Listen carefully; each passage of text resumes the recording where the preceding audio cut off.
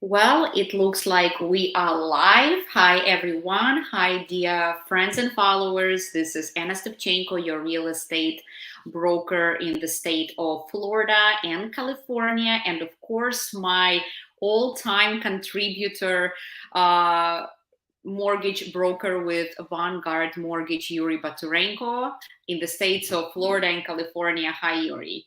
Hi, Anna. Hi, friends. Glad to be here in studio with you, as Yuri, usual. thank you so much for joining. We decided to do this video in English so that we can grasp a larger audience, since the topics we are about to discuss today are very, very essential. And without any further ado, I would like to get down to business and discuss our first topic. So, there are some really good news for borrowers with a lower credit score due to the changes in the pricing matrix, and this is something you and I were discussing back in April I when think you it's April mentioned. and May. Yeah.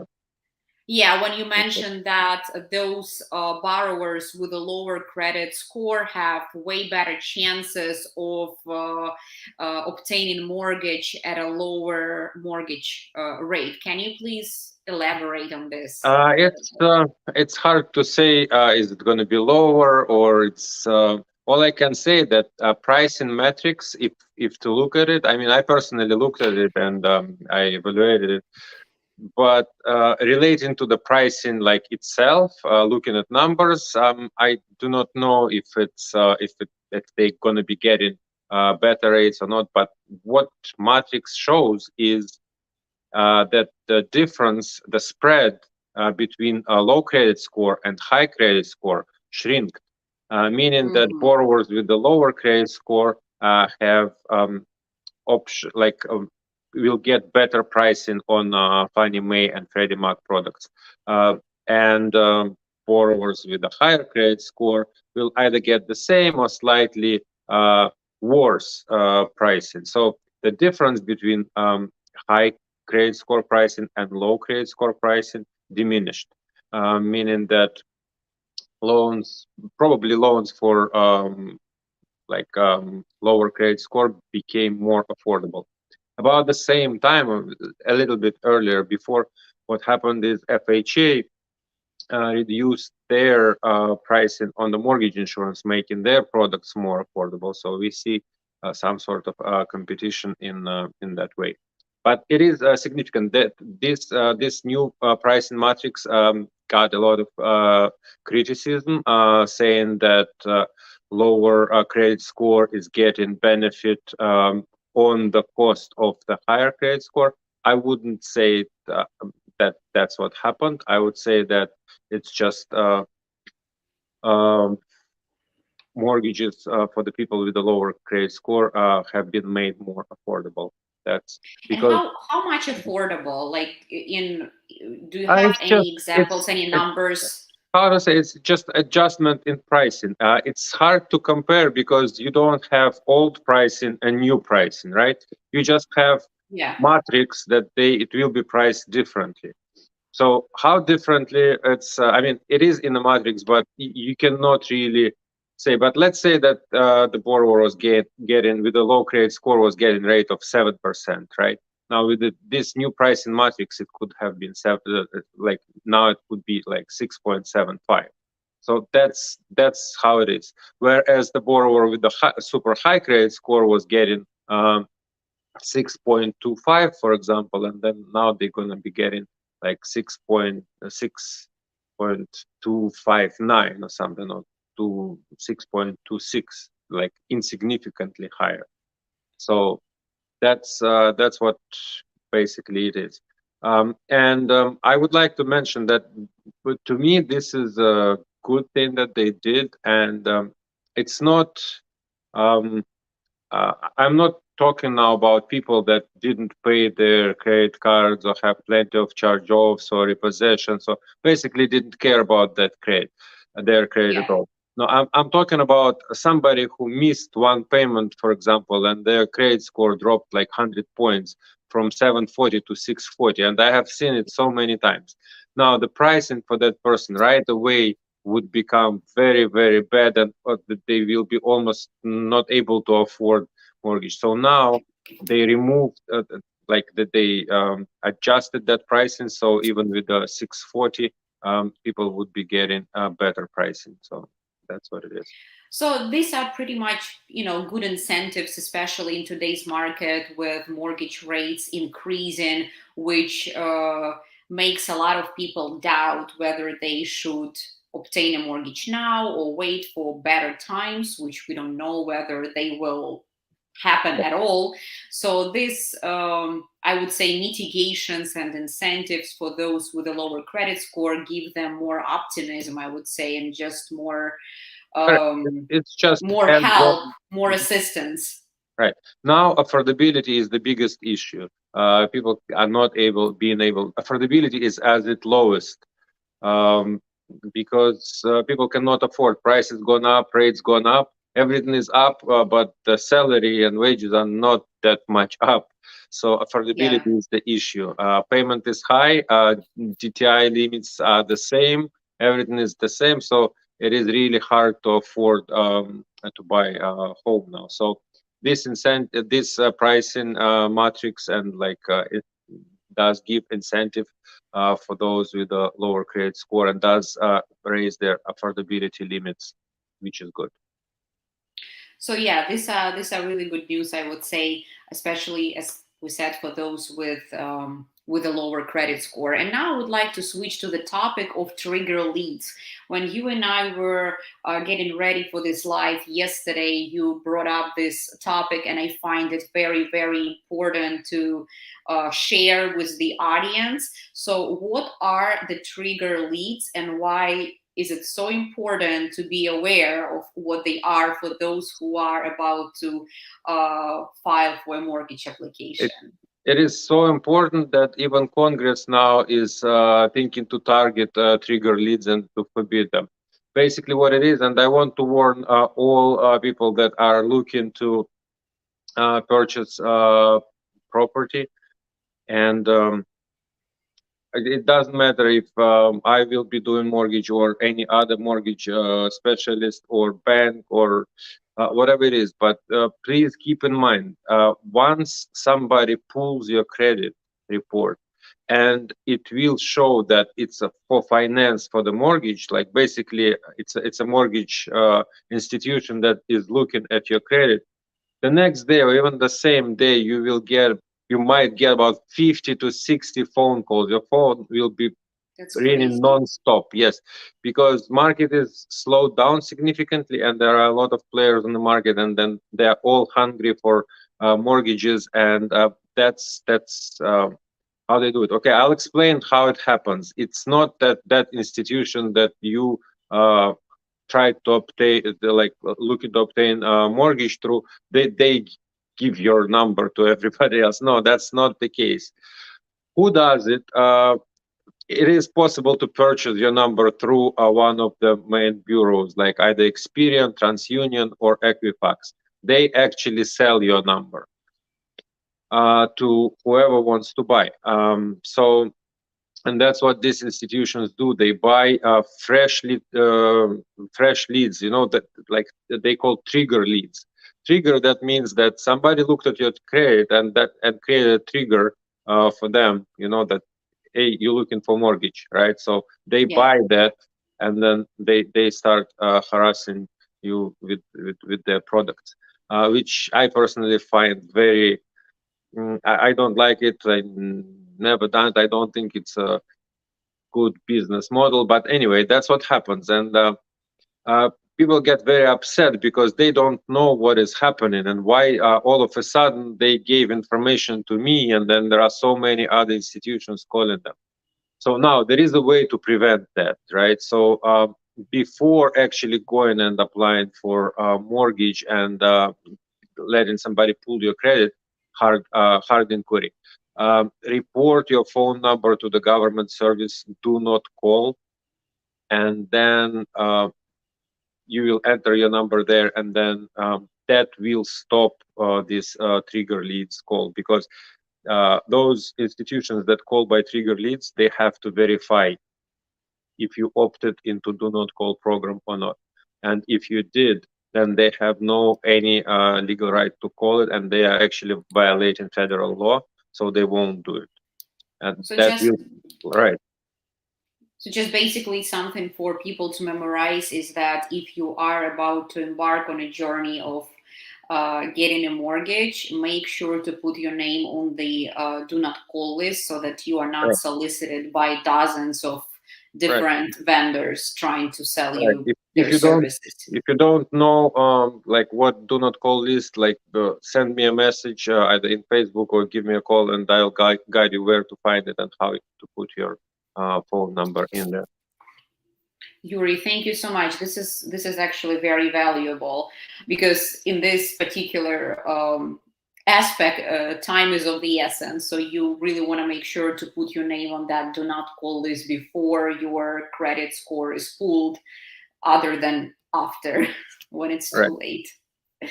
And so yeah, and another topic that we want to touch on is things to know about your credit score prior to applying for mortgage. So this topic is tied to trigger leads and to the pricing matrix that we've discussed. Is there anything else that you as a borrower need to know and be aware of about your credit score before you want to apply for a mortgage? Right. This is a good, very good point. And yes, credit score is one of the main.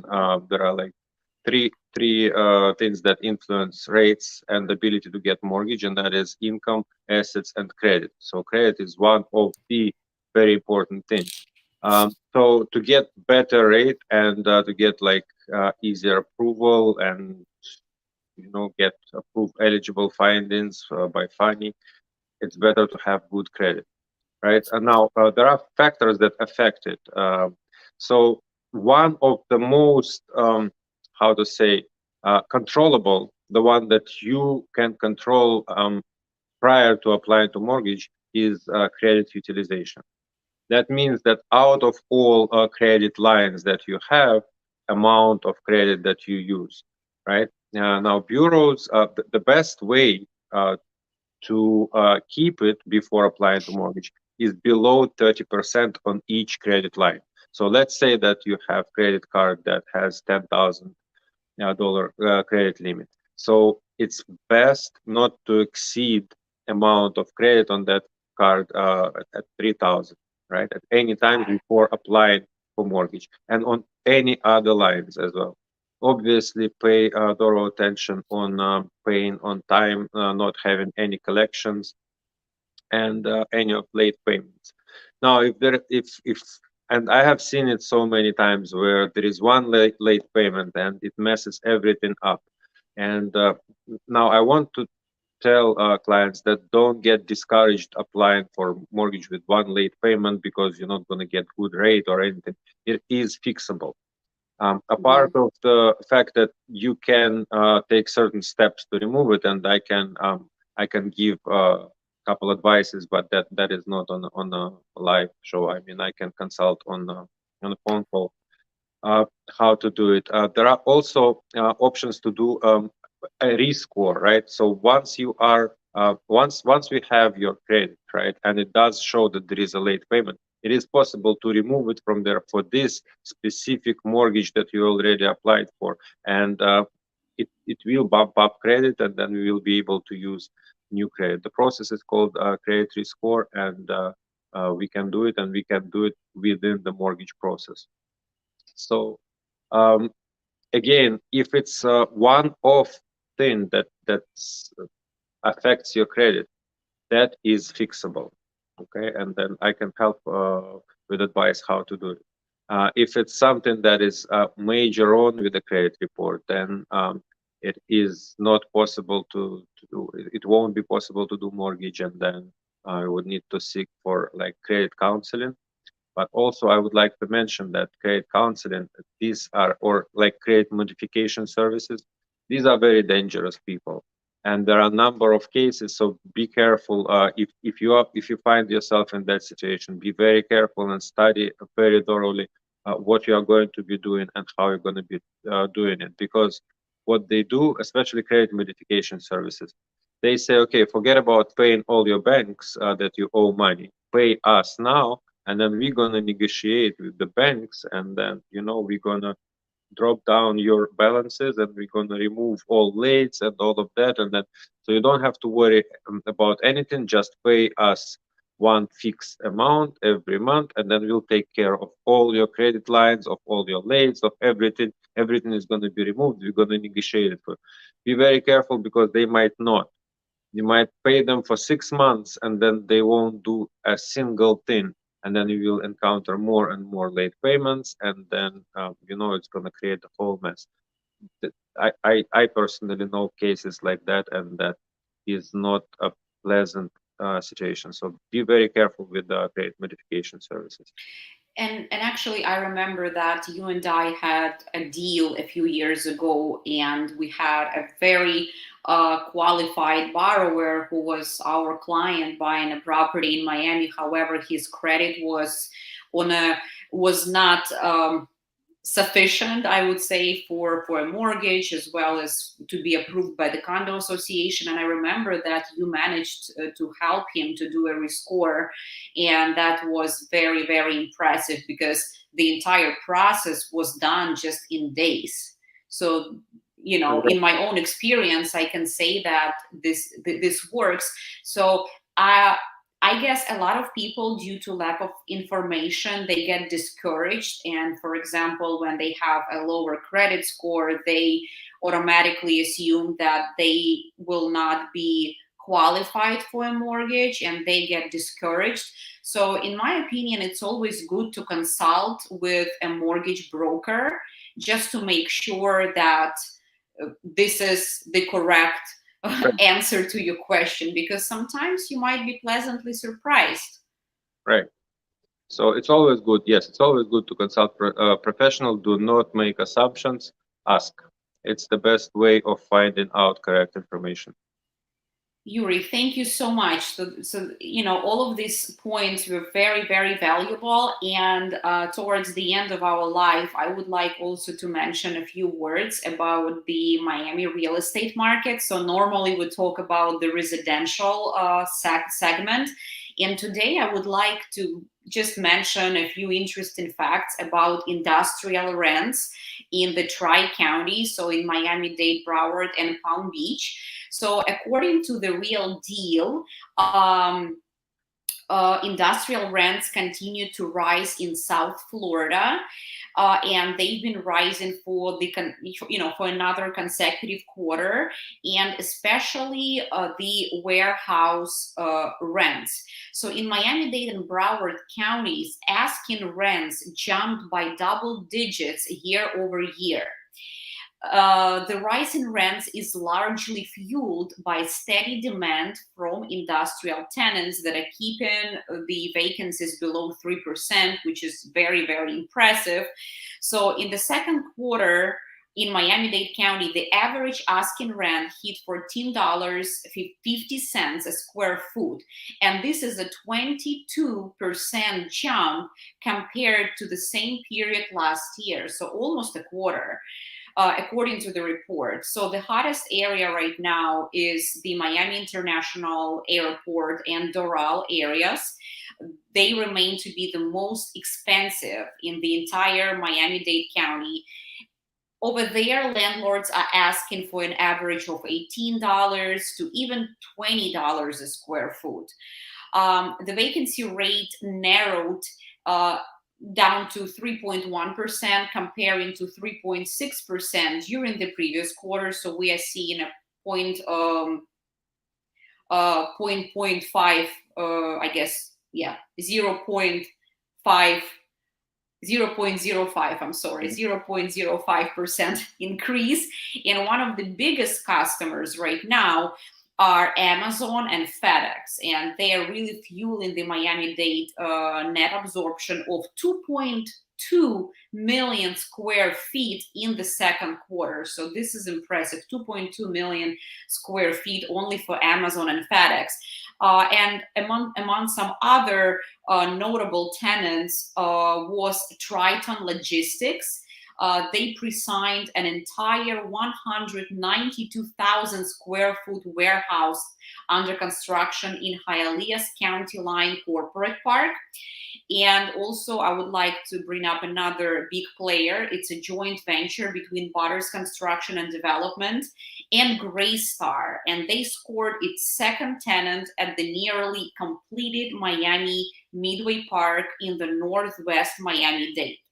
GLB Trucking signed for 52,000 square feet of warehouse space. So we are seeing some really big players here: Amazon, FedEx, GLB Trucking, Butters Construction, Triton Logistics. So a lot of businesses are fueling the Florida real estate market. So this is a really good note, especially when during COVID, as we know, a lot of commercial real estate spaces went empty. So right now we are seeing a lot of movement. Of course, this is industrial rent, which differs from office rents or any other rents. However, the fact that there is demand for such means really a lot to our market.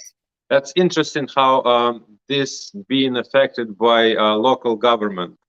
Because you see how Miami is booming, and then if you look at San Francisco, that place makes you want to cry, because there are so many commercial real estate, so many companies leaving commercial real estate, not paying mortgages, going into courts. Like basically, it's a disaster. So this like is very sad. Company either going bankrupt or they're not able. They're just basically quit paying their mortgages or rents.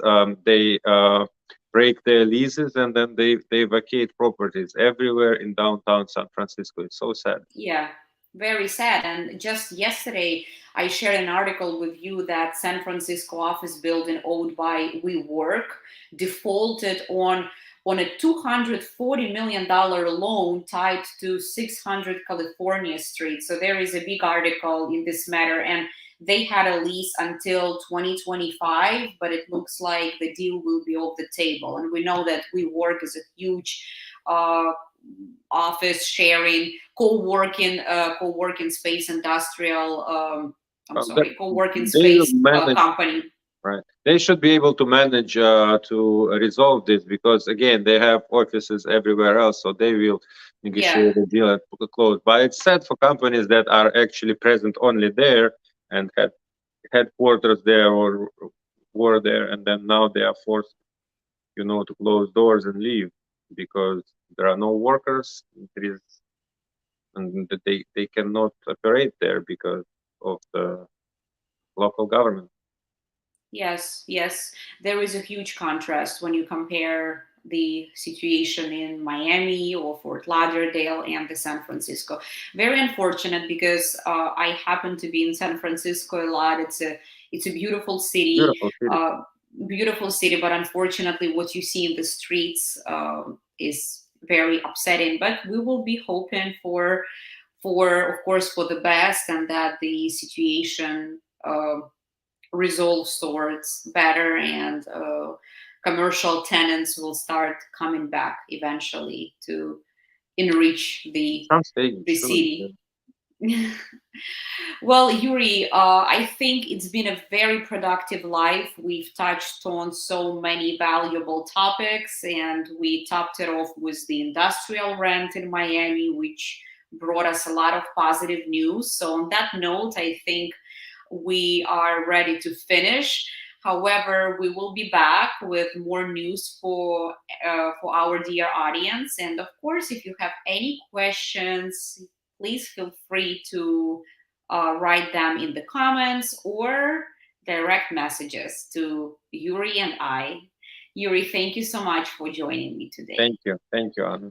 Pleasure. Thank you, everyone, and have a great rest of the day. Bye. Bye.